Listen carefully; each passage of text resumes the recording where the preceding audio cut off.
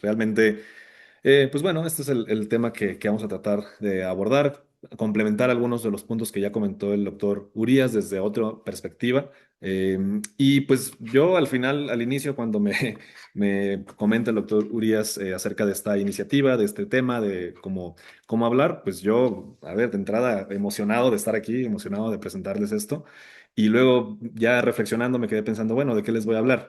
Yo les comento, yo fui alumno del doctor Urías en Mexicali, actualmente realicé mi residencia en la Ciudad de México en medicina interna y endocrinología, y desde hace 2 años llevo trabajando en un proyecto que es esta aplicación que es Itaca.ai. La intención inicial de Itaca, que es una plataforma comercial que le vendemos a médicos, es disminuir la carga administrativa. Entonces, la parte educativa la tenemos como un plus. Entonces, a partir de mis experiencias en la residencia, a partir de conversaciones, pues vamos a tratar de hablar un poquito con eso, porque quiero ser muy transparente con cuál es el objetivo primario de nuestra plataforma, que realmente es la disminución de la carga administrativa al médico, disminuir las tasas de burnout, de estrés, aprovechando la tecnología de la manera más ética posible. Entonces, pues yo me encontraba en un bar en la Ciudad de México, en la Condesa, en una invitación que hubo, una convocatoria que hubo para gente que estuviera interesada en hablar sobre temas de inteligencia artificial. Y esto fue literalmente el viernes pasado. Tuve la fortuna de encontrarme y estar compartiendo un momento, una plática con Anna Childrick, que es una persona que está sumamente involucrada en el tema de educación médica, perdón, educación de cualquier ámbito y implementando herramientas de inteligencia artificial. Justo ella, les comparto su LinkedIn porque vale la pena que si están interesados en el tema, vayan y revisen las conferencias que ella ha dado, los podcasts en los que ha comentado. Y pues tuvimos mucha oportunidad de intercambiar esta parte del aspecto médico, el aspecto de la IA, el aspecto educativo de manera global. Y también tuve un par de conversaciones con uno de los que fueron mis residentes de mayor jerarquía, el doctor David Brenes, que actualmente es un popular cardiólogo aquí en la Ciudad de México, egresado del Instituto Nacional de Cardiología, que también está muy interesado en la parte de tecnología, la parte educativa, la parte formativa en un contexto de posgrado. Entonces, más que nada, esta presentación es un poquito reflexiva de todos estos puntos que comentamos, con la intención de transmitir algo y generar discusión, que finalmente es lo que tenemos que hacer en estos temas tan novedosos y que pueden llegar a ser controversiales.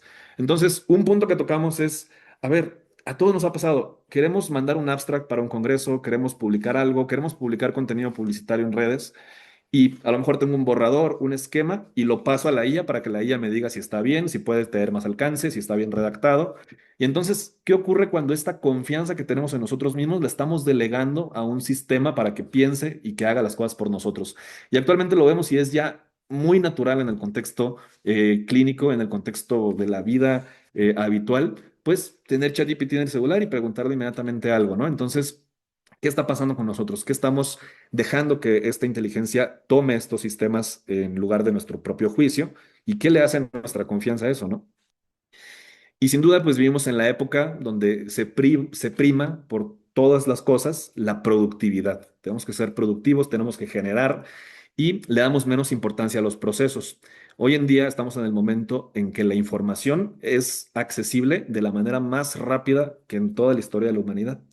Pero estas respuestas rápidas pues tienen en contraparte pues el criterio clínico, que el criterio clínico no necesariamente tiene que ser una respuesta rápida, tiene que ser una respuesta estructurada, razonada, consensuada y pues aquí entramos en este rubro donde qué tanto nos está ayudando o qué tanto nos puede perjudicar una herramienta de inteligencia artificial que me genere una respuesta tan completa en segundos. Entonces, lo que no queremos que pase es esto, ¿no? Delegar la confianza en la inteligencia artificial. Estamos apagando nuestro cerebro y estamos usando la IA para pensar mejor o para dejar de pensar. Entonces, hay muchos retos de los cuales podemos hablar en este aspecto. Pero uno de los detalles y lo que tenemos que tener consciente es que la revolución en el tema de la inteligencia artificial ha avanzado bastante. Tenemos, por ejemplo, esta línea de tiempo, la encontré en redes, me gustó mucho. Nos habla de que, bueno, en 1950 se define inicialmente qué es la inteligencia artificial. Y para 1972 se genera el primer robot en Japón. En 1997 una inteligencia artificial le gana al campeón mundial de ajedrez, que era Kasparov en ese momento. Y para el 2020 tenemos el modelo de GPT-3. GPT-3 no es ChatGPT. GPT-3 fue un modelo anterior y al 2020 era el modelo más avanzado de IA.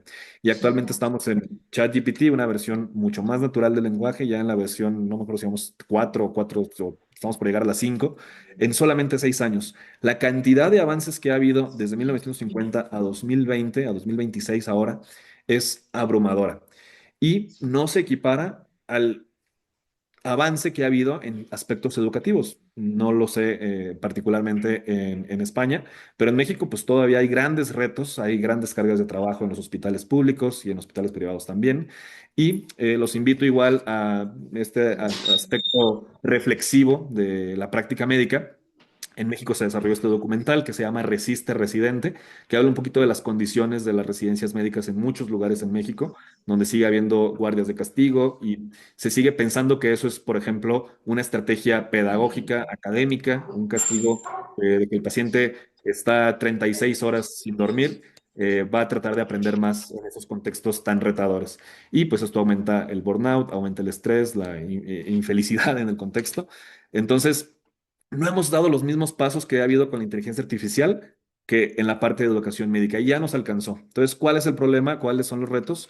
Los estudiantes directamente ya están usando la inteligencia artificial. La pregunta no es cómo, no es si la debemos usar, es cómo los vamos a apoyar para que no se pierdan en este mundo al que pueden tener acceso. Las instituciones aún no tienen marcos claros de cómo regular, cómo proceder, cómo estar un poco más cerca del estudiante que está utilizando estas herramientas.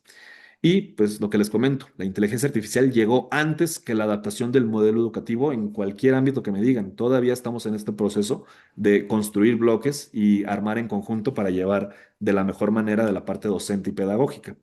Entonces, ¿a qué nos enfrentamos con estos retos? Bueno, pues nos preocupa que el estudiante durante su formación pues delegue la confianza a un sistema que puede tener errores, puede tener alucinaciones, puede tener sesgos, como ya nos platicaba el doctor Urias. eh, Estamos priorizando la productividad versus los procesos. A lo mejor tener una respuesta, tener un diagnóstico en ese momento, pues para una institución, para algo así nos puede ser atractivo, pero ¿qué estamos haciendo realmente con los médicos que tienen que aprender a integrar un diagnóstico, a interrogar a un paciente, la parte humana que no va a ser poder ser sustituida por una inteligencia artificial, el trato cordial con un paciente, el escucharlo, todo esto es más importante en la formación académica que nada más tener un resultado. Y pues esta parte de eliminación de dificultad cognitiva, el tener acceso a tanta información, pues puede hacer que sea más difícil de retener. En cierto sentido, digo, eso es un pensamiento ya un tanto personal y un tanto estoico, la fricción al momento de estudiar, al momento de aprender algo, pues no es un obstáculo, es parte del proceso de aprendizaje.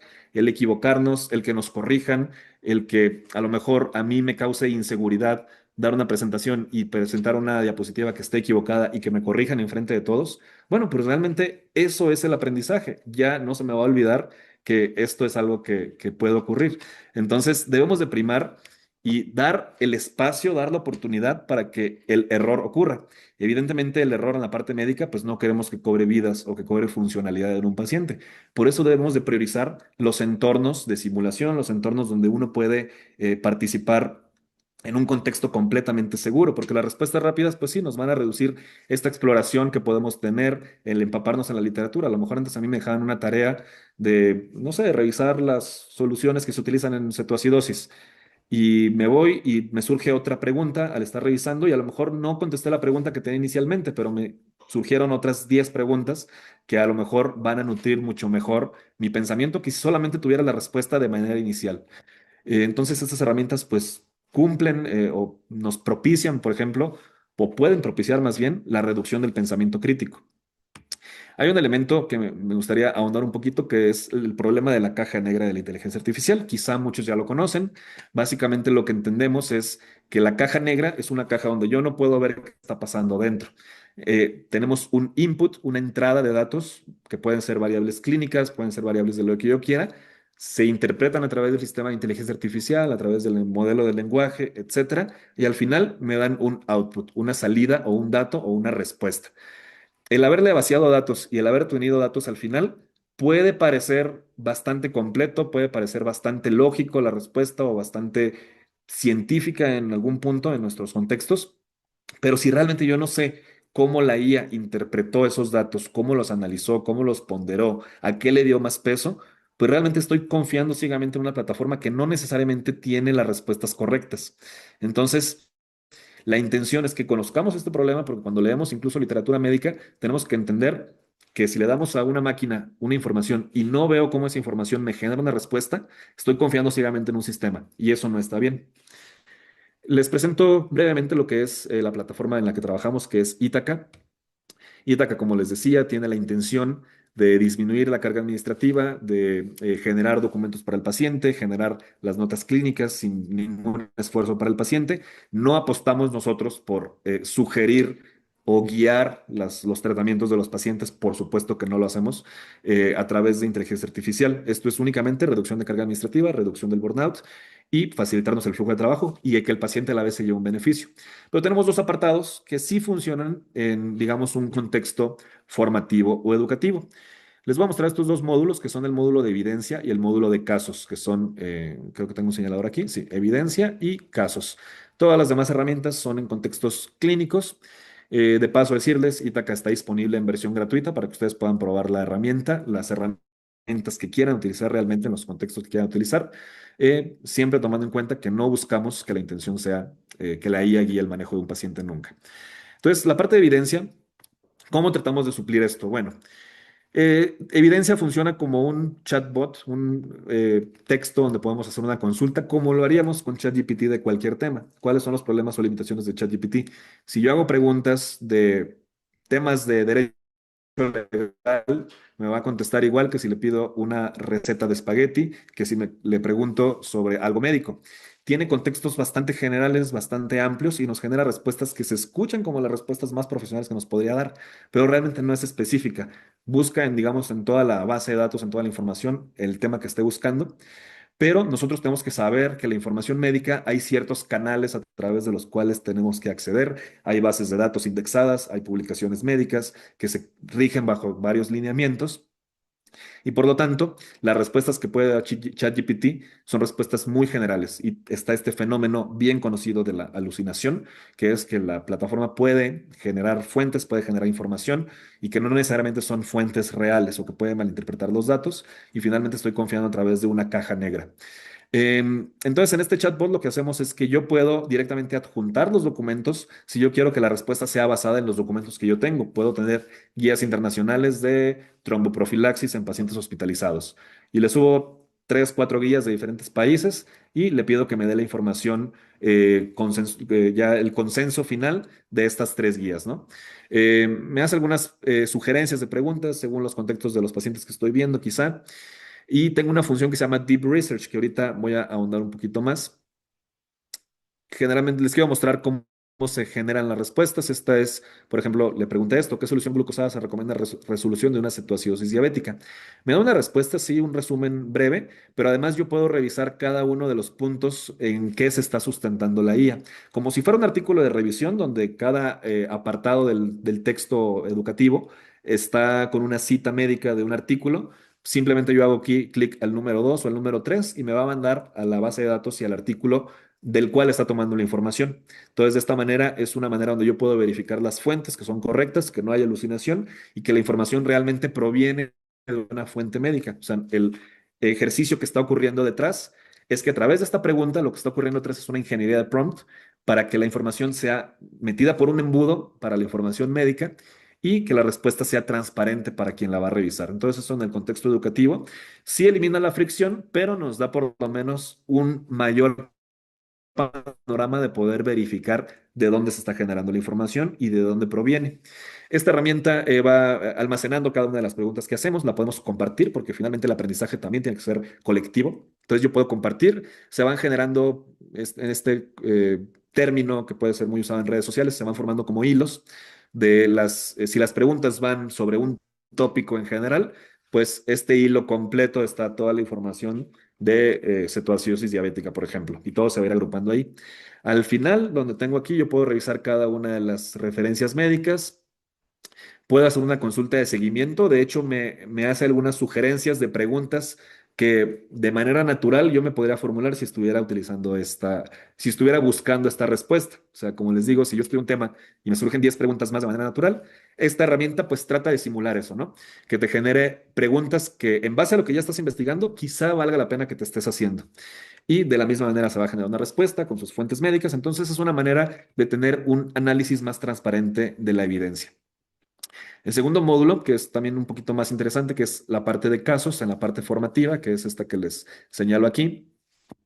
La función de casos es para hacer un análisis de casos clínicos hipotéticos en entornos de entrenamiento. Tengo diferentes maneras de ingresar un caso. Puedo generar un caso, cada uno se va a ir guardando en mi plataforma.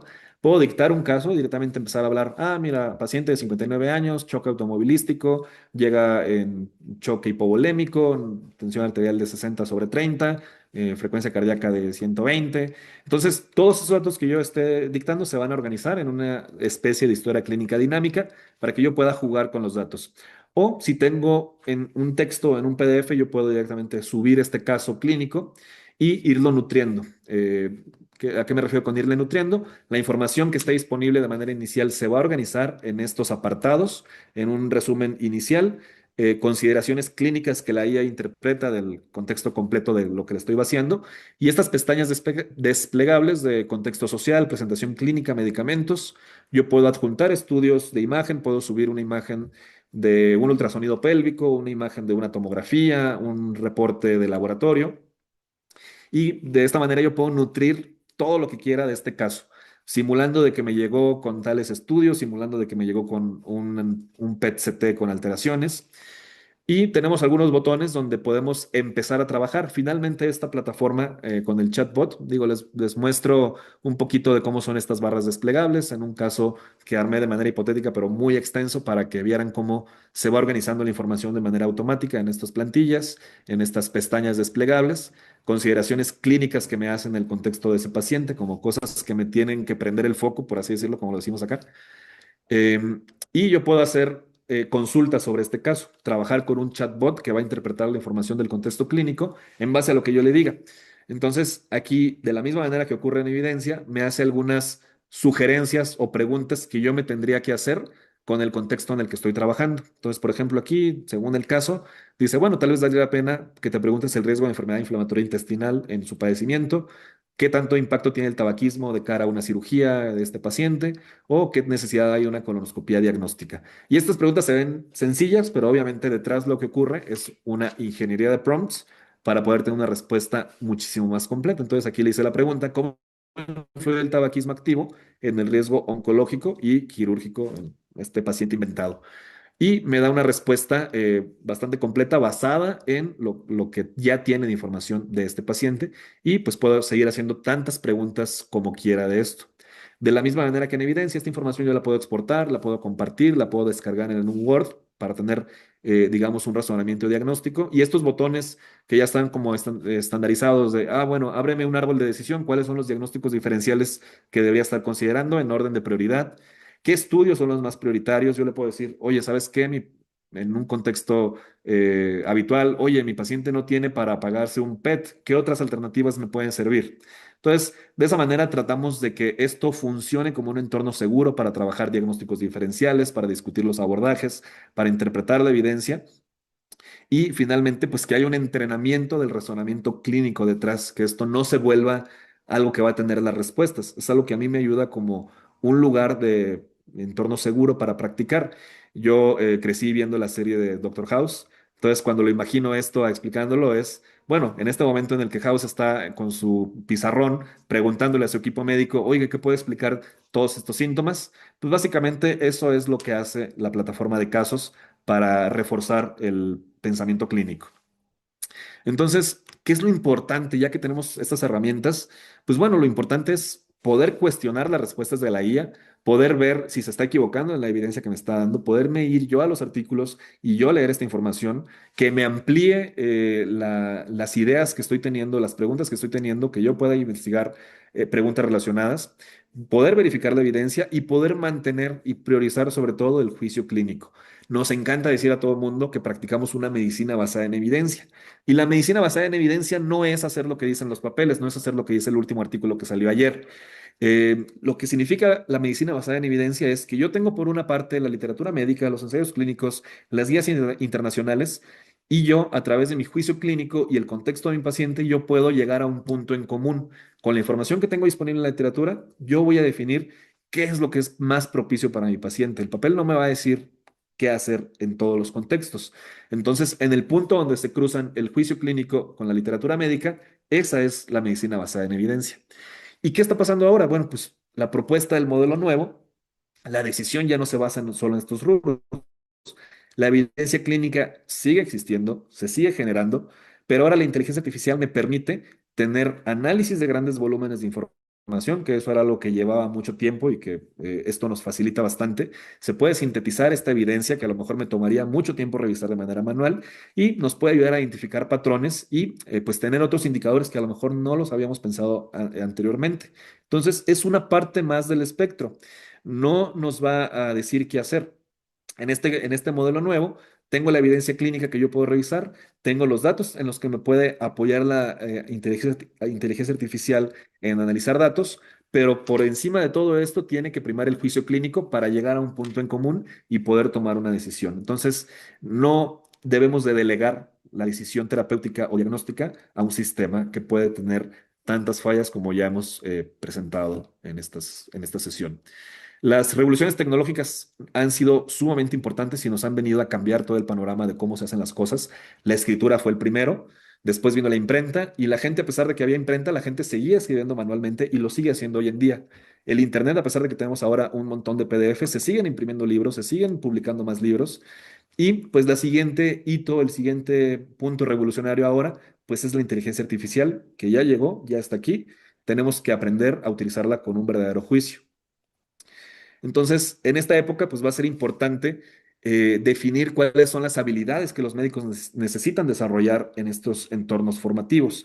Desarrollar pensamiento crítico, no aceptar las respuestas automáticamente por todos estos errores que pueda haber y porque realmente no es el objetivo tener una respuesta. Lo importante es el proceso. Alfabetización de evidencia, saber interpretar los estudios sigue siendo igual de relevante que lo era hace 30 años, saber interpretar la evidencia, la estadística, qué nos están diciendo los estudios clínicos y evaluar la calidad metodológica, por supuesto.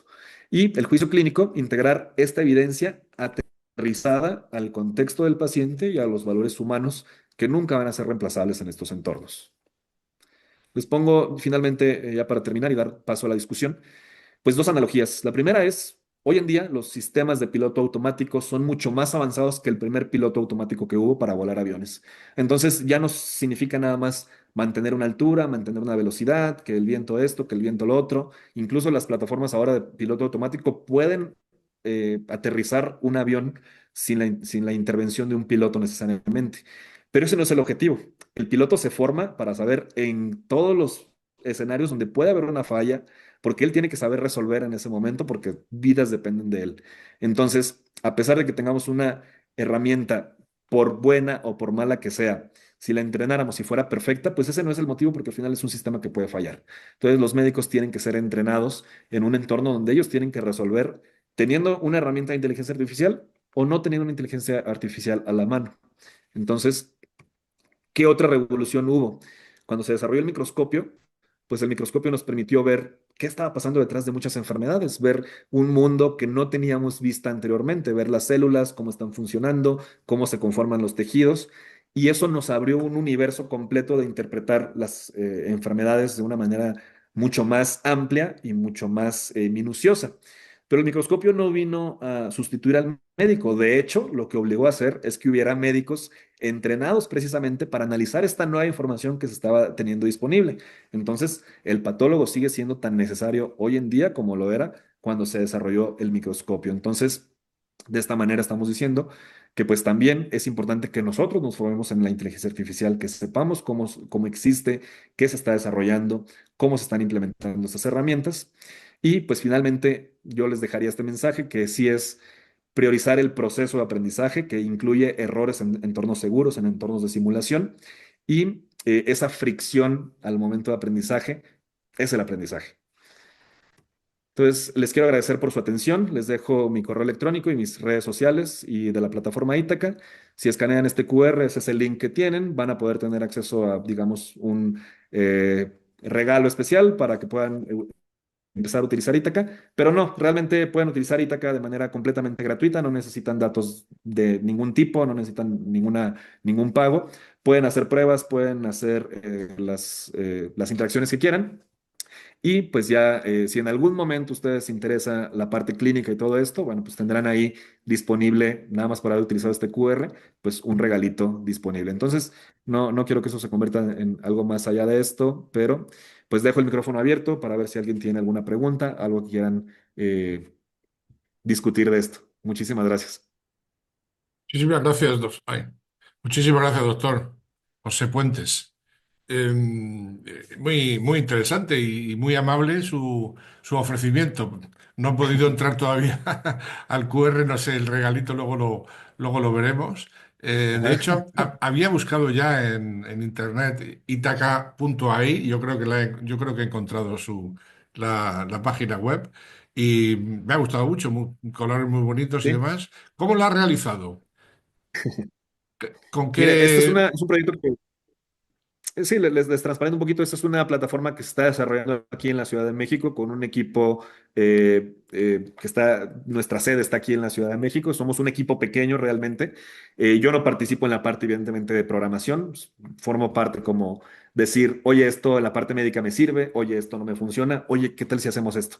Entonces, esa es mi participación. La plataforma, tenemos un contrato empresarial con OpenAI, porque en esos contextos donde nosotros tenemos información sensible de los pacientes, tenemos que sí o sí garantizar la privacidad de datos. O sea, Claro, esto no se puede, y claro. tenemos que ser muy transparente con el paciente que vamos a ver, decirle, ¿sabes qué? Hay una inteligencia artificial que va a grabar, va a escuchar, nadie tiene acceso a las grabaciones, esto es completamente cierto. Con lo que trabajamos es con la transcripción de esa grabación, la grabación se elimina, no tenemos servidores para almacenar 25,000 grabaciones al día, entonces trabajamos con el texto, este texto se organiza y tenemos un contrato empresarial con OpenAI, que es quien nos provee el modelo, para que ellos no puedan utilizar nuestros datos para entrenar modelos. Esa es la cláusula más importante que tenemos nosotros en la parte legal, porque la idea no es entrenar ningún modelo, la idea es ayudar al médico.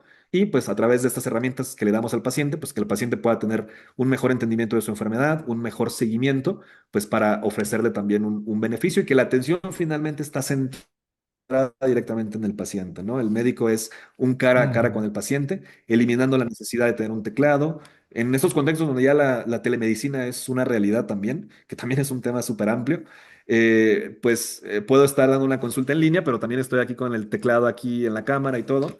Y eso al final, si ya hay una distancia con el paciente a través de la telemedicina, pues esto de estar tecleando y estar llenando formulario también incrementa esa distancia. Entonces, estas herramientas, nuestra intención es que nos acerque más con el paciente, que podamos tener un contacto más humano, porque justo es apoyarnos, sí, en algo artificial, pero con la intención de hacerlo más humano para el paciente.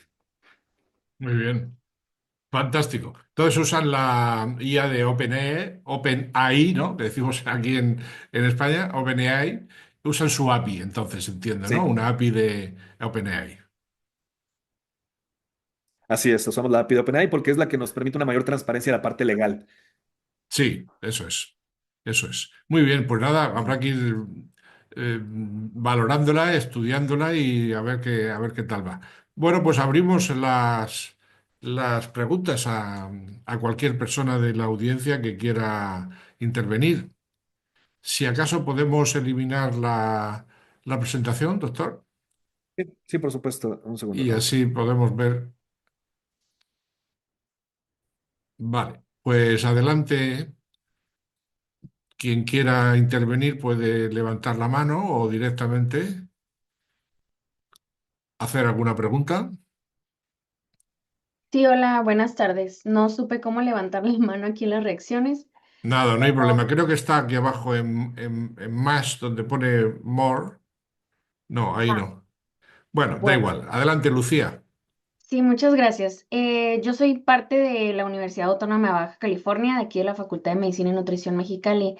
Y la verdad es que todo este programa que trae la aplicación Es muy importante varias cosas que ha mencionado el doctor Puentes, ¿no? Básicamente lo del pensamiento crítico vendría siendo una de las porciones más importantes porque, bien lo dijo, la inteligencia artificial aquí ya no es si usarla o no, es cómo los vamos a orientar para utilizarla y justo estos mecanismos del software que maneja esta aplicación, el hecho de que la misma aplicación genere preguntas. Creo que es muy valioso, ¿no? Pero mi duda va orientada a si es viable o si usted cree que sea viable utilizarlo en etapa básica. En este caso, yo doy propedéutica médica, correlación clínica, y son alumnos que apenas están empezando a integrar. Entonces, ahí, por ejemplo, tampoco tienen mucha habilidad, ¿no? Para buscar ellos información. Entonces, quizá la información con la que ellos alimenten a esta inteligencia artificial no sea tan valiosa. En alguna parte de la aplicación esta discierne o les ayuda también a ellos a orientarlos en la búsqueda de ya sea artículos más actualizados o que los corrija en algún aspecto. Es decir, uno solamente la construye o también esta caja negra, ¿no? De lo que hablaba el doctor Puentes, me corrige en ese aspecto. Sí, contestando la pregunta, sí te corrige. En caso de que tú estés asegurando algo en tu pregunta que es incorrecto, sí te va a hacer la corrección y te va a mandar la literatura. Sí es buscar a través de información actualizada, o sea, esto es como los lineamientos a través de los que busca en bases de datos de artículos de libre acceso, en revistas indexadas, para generar respuesta. Ahora sí.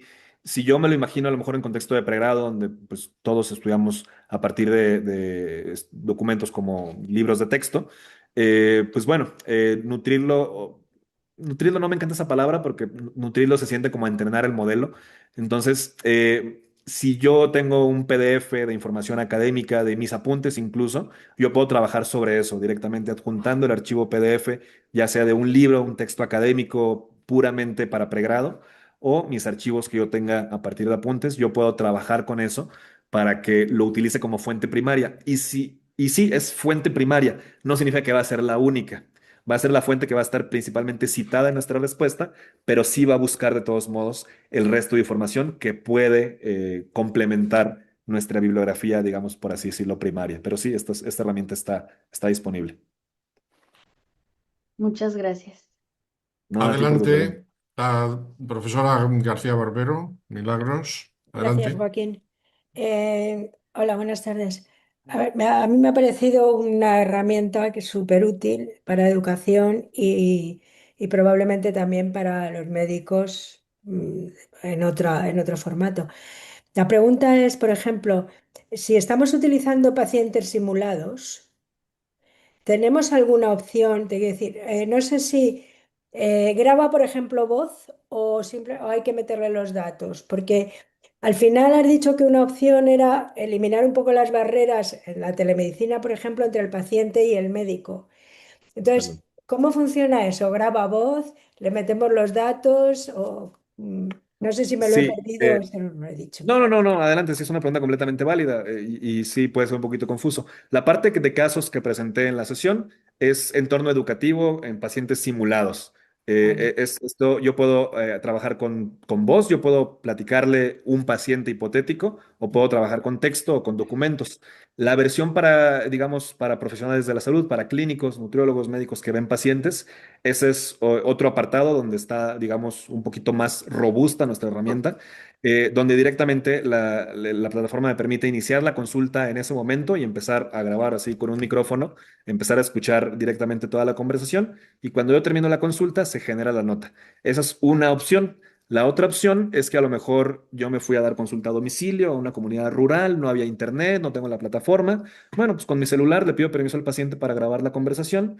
Yo tengo la interacción con el paciente de la misma manera grabando el audio y después lo que hago es llegar a mi casa, subir el audio a Ítaca y tengo la nota médica, de la misma manera que si lo hubiera hecho en vivo. Y en contexto de telemedicina, lo que hacemos es trabajamos con Microsoft Teams y con Google Meet para enlazarlo como un bot, así como estos bots que se reúnen a las sesiones y que generan una síntesis, pues de esta manera está directamente, ya no utiliza el micrófono, ya no depende del micrófono, depende pues del audio que estamos teniendo, por ejemplo, en este momento, y a partir de eso, al momento de cerrar la sesión, se genera la información en este mismo esquema que si hubiera sido con el paciente enfrente, Gracias. ¿no? De que Muy bien. ¿Tenemos alguna otra creo que en pregunta el chat, o creo que documento, en comentario? creo que Sí, en el chat nos Salvador, preguntan. Salvador Busela, adelante, Hola. Mm. Bueno, adelante. muy buenas tardes. Hola, buenas tardes. Soy desde acá de Chile. Eh, Soy profesor también, como acaba de decir la colega anterior. Soy de propedéutica y semiología. Y creo que, bueno, que el tema para nosotros, los profesores, que estamos intentando que los alumnos no hagan mal uso de la IA,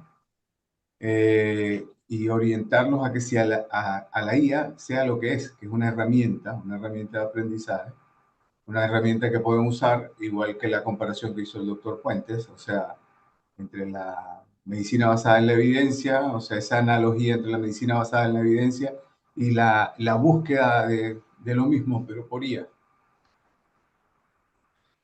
Entiendo que el doctor Puentes utiliza un sistema que es así como usa el Open ahí, tiene también el uso de revistas o de referencias que son ya open source, o sea, las libres, que no siempre son, hoy en día, cada día, yo creo que la tendencia va a ser hacer la información todavía mucho más libre, porque ya la mayoría estamos publicando en las revistas que dan libre acceso justamente, para evitar que esto se comercialice más de la cuenta, pues el conocimiento, que el conocimiento sea libre, por lo menos de mi lado una propuesta. Pero yo siempre, como lo veo desde el punto de vista de estudiantes, son 32 años ya formando estudiantes, eh, siempre veo que se utiliza para facilitarles a ellos no el conocimiento, sino la respuesta rápida. Entonces, eso desde el punto de vista ético, a mí me ha llamado la atención con la IA. He hecho varios cursos, estoy súper empeñado en hacer chatbots con diferentes cosas de IA. Y una de las cosas que se nombró ahorita desde el punto de vista ético es, por ejemplo, hacer un chatbot o utilizar un notebook LM y colocarles a ellos la información que yo saco de los PDF de mi libro que tengo acá en la biblioteca. Entonces saco un capítulo de 3 o 4 libros sobre respiratorio, semiología, fisiopatología y semiología respiratoria. Se lo pongo al notebook, entreno el notebook porque les di la información que yo quería que ellos buscaran. Le puedo dar páginas web específicas, es decir, yo controlo todo. La pregunta en torno a los aspectos éticos, que es lo que más uno quisiera controlar, porque lo de la información, sí, la información está todavía siendo cuestionada, de que si son seguros los sistemas, de que si, pero en cuanto a formar al estudiante en una herramienta que uno, puedo estar utilizando libros de los cuales no tengo derecho a autor, o sea, no tengo el copyright, y por otro lado, el alumno se basa en eso. Incluso uno logra conseguir que se entrene el software o la aplicación de IA para que, para que no salga de un determinado patrón, como los nuevos estos que están sacando de GEMS y esas cosas. Pero, ¿cómo se hace en este caso para lograr educar en la herramienta, pero educar con ese componente ético de respeto de la misma interacción con el paciente y de la gestión de la calidad de la atención médica? No sé si me expliqué, doctor Puente. Sí, muchas gracias por su pregunta y no, y su perspectiva es súper valiosa teniendo la experiencia formativa, entonces es muy valioso este tema. La respuesta técnica realmente no la tengo porque yo no participo como directamente en la programación de cómo se va a estructurar todo. Sin embargo, algo que hacemos la comparación es, por ejemplo, em, les decía esto, ChatGPT es completamente general, nos puede dar la información de todas las áreas. Entonces, me va a dar una respuesta igual si yo he hecho la prueba. Oye, escríbeme un poema y nada más. Y luego le digo, escríbeme un poema que tenga que ver con esto, esto, esto, que mencione, que sea en tono, ta, ta, ta, ta, ta. Y al final comparo las dos respuestas. Escríbeme un poema y el otro que fue así extremadamente largo. Y no puedo definir cuál fue originado con un prompt, con una instrucción más compleja que el otro. Al final la respuesta se ve igual. Claro, con los lineamientos que yo le pedí, pero si yo no veo el prompt, yo no puedo distinguir cuál fue generada con la instrucción más compleja. Entonces, lo que se trata de hacer con nuestra herramienta es la pregunta que el médico tiene, no se la formula al chatbot de manera directa. Él lo que hace antes es, bueno, este médico está tratando de buscar información de esto. Entonces, por lo tanto, me tengo que ir a buscar información en tal base sobre esto, esto, esto. Si hay un metaanálisis, pues eso tiene más peso que un reporte de caso. Y el reporte de caso, pues evidentemente podrá tener información valiosa, pero no es la información como más universal del mundo, porque pues hay un grado de jerarquización de la evidencia. Entonces, esto es lo que se llama la ingeniería de prompt. Entonces, el usuario, al final, para poder usar ChatGPT, que también es válido utilizar ChatGPT, tiene que tener un prompt demasiado complejo para realmente que me dé lo que realmente yo quiero. Lo que trata de hacer la herramienta de evidencia es que ya no sea necesario ese paso adicional de hacer más complejo el prompt, sino que nuestro sistema lo hace de manera automática para tratar de dirigir hacia un embudo hacia dónde se va a generar la evidencia. Y pues por supuesto que a mí me parece súper relevante que podamos tener los documentos propios que yo tengo, porque a lo mejor yo pago una suscripción a una revista que a mí me interesa y si tengo acceso a esos artículos, pues yo se los puedo subir, ¿no? Entonces, y gracias al cielo, pues la mayoría de las guías de práctica clínica internacionales son de libre acceso, ¿no? Que son Sí, consensos de información analizada por expertos, con sí, evidencia sí. científica. Entonces, esto es más o menos lo que ocurre, digamos, tras bambalinas. Mm. Ya. Muchas gracias. No, gracias a usted. Adelante, doctor Urías. Sí, para complementar también sobre la pregunta que hizo el doctor Salvador, aquí en la Facultad de Medicina de UABC Mexicali, pues también preocupados porque está avanzando la inteligencia artificial a través de la comisiones, doctora Paulina? Centro de Investigación. Centro de Investigación para el Aprendizaje Digital. En cada unidad académica, en tarde que temprano, vamos a tener que trabajar en un marco normativo y regulador o con reglas estrictas dentro de nuestro reglamento interno para aprovechar esas estrategias didácticas sin tener que caer en lo no ético.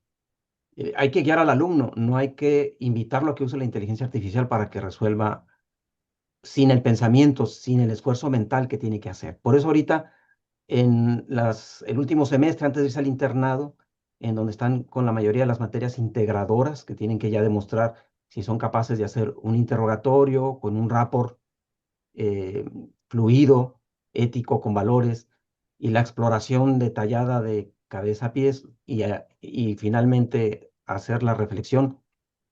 En casos simulados, como José lo comentaba,